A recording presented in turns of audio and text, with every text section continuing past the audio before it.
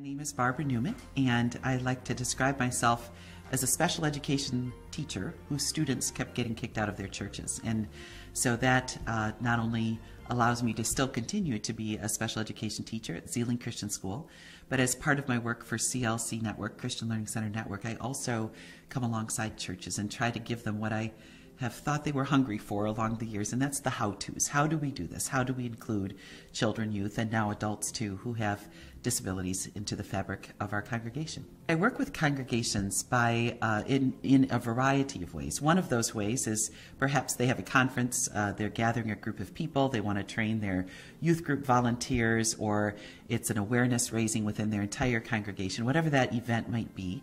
Many times I'll go as a speaker to something like that, as a trainer.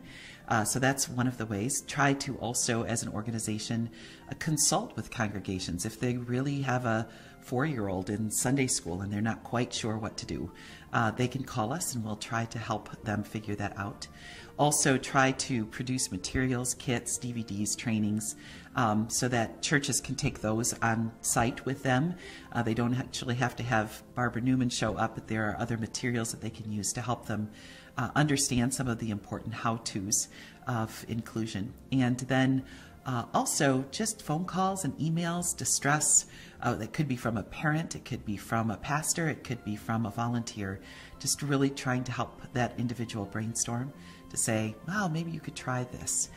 Giving that one new idea and sometimes that glimmer of hope that it's going to be okay. So those are some of the ways that we work with congregations, just really trying to come alongside individual communities as they want to change the story in Megan's life or in Ashley's life.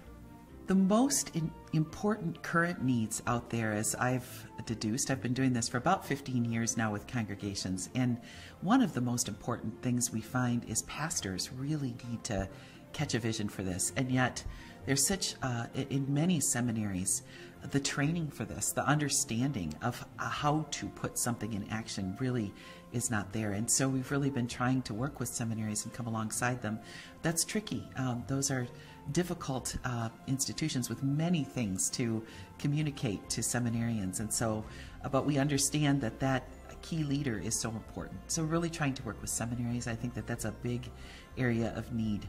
The other thing is that some people, and not true often of the younger people in our faith communities, but some of the older individuals too, they really haven't experienced inclusive community before. And so we're talking about ministering with persons with disabilities, and that's a foreign, there's no place to put that in the brain because they really haven't had dinner with somebody who has Down syndrome. They haven't really heard the story of what it's like to go to church with a person who might have ADHD.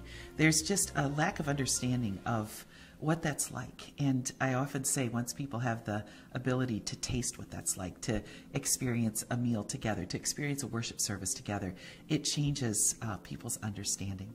And then I think the final thing that always strikes me is that there is still so much on the shoulders of parents who have children with disabilities as well as adults with disabilities. They're still the ones trying to bang down the doors, trying to get in. And I think our churches are the ones, our faith communities are the ones that need to own this. They're the ones that need to be opening the doors, not responding to the banging on the door on the other side. And so just trying to allow that to shift. Who's at the door first?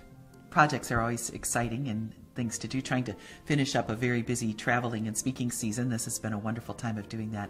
I'm really excited about a curriculum project that's coming up, and trying to package up curriculum, partnering with another organization to be able to do that so that it doesn't end up being curriculum for persons with disabilities in a separate group, but could also translate into an adult education group where it's an inclusive opportunity on a Sunday morning. So I'm really excited about working on that project and being part of that, and just continuing to come alongside communities as they reach out their hands to us. We just want to come alongside.